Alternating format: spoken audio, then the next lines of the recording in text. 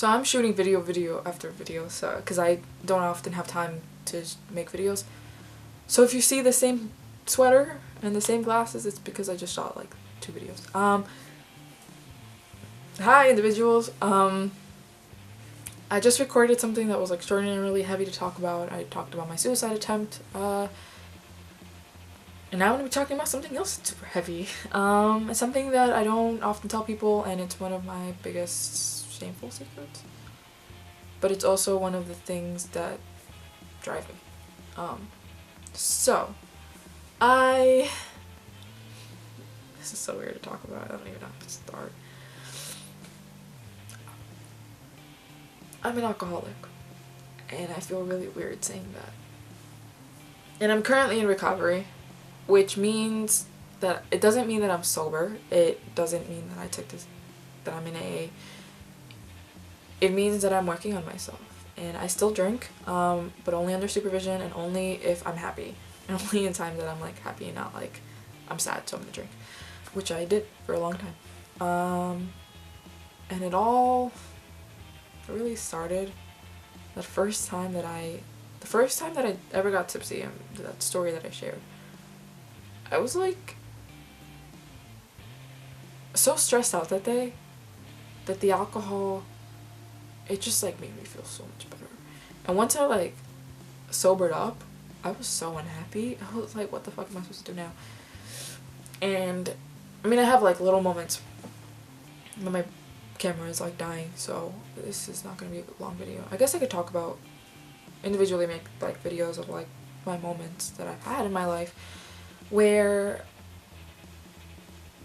I somehow managed to get my hands on alcohol. And like one time when I was like during work, for example, like the next Brooklyn Pride that I worked in, my co-worker had offered to buy me beer, and I went for it, and I got myself fucking drunk, and I drank all the way home, and I drank in public, and I like in this paper bag, and I looked like the only fool, and I drank because I was sad as hell, and I can't remember why I was super sad. I think I might have been with my partner at the time. I don't even remember, but I just remember drinking. I remember being tipsy, and like I was just not happy. And I have other moments like asking my friends, I'm usually asking my friends to buy me alcohol, and I'd just get drunk because I was sad, and I'd get drunk in the middle of the day. And at one point I had liquor with me, and I was a very short bender, but that's when I decided to start my recovery, because 2 years ago I decided that I would be sober, and I decided I just wouldn't drink, not for any particular reason, but just to save myself from alcoholism, because I was like, I'm not, I don't want to go down that road, because genetically my cousin's an alcoholic. I'm sort of prone to it, and also because I'm depressed, and oftentimes like that's self-medication. But after my breakup, and it was the one thing that I wanted to do but I didn't do, but like months later I was super depressed about it, and I started drinking again. And then in the summer, towards the end of the summer, I had like a vodka bottle, and I would drink myself to sleep every night for a couple of nights. And I was just not happy. I showed up to therapy drunk, and I was just like not in a good place. I was drunk all the time. I'd find any excuse, like after work, I would never go to work drunk, but right afterwards I'd just be like, fuck it, and it wasn't like I felt happier than when I was intoxicated.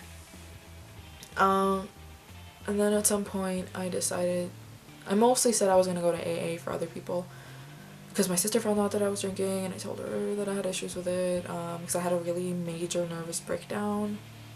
The nervous breakdown that eventually led to family therapy for a while. And I was drunk, and that's partially the reason why I had that major breakdown, because I was drunk and vulnerable. Yeah, so I went to AA for a couple of weeks until I quit, because I didn't feel happy with it. And I didn't tell anybody I quit, I just disappeared. And then I decided I was gonna start drinking again. And it like became a problem at first, because it was like, are you sure that you're gonna do this when you know that you've had issues with alcohol before? Like, this was what I was told by other people, and not many people knew about this. I like only a couple of people, including the people from AA, like knew about my issues, so I didn't really tell anybody, because it was something that I was ashamed of, and it's still something I'm kind of ashamed of. But at some point I was like, I don't want to limit myself. I'm too young and I have my whole life ahead of me, and I don't want to limit myself from drinking.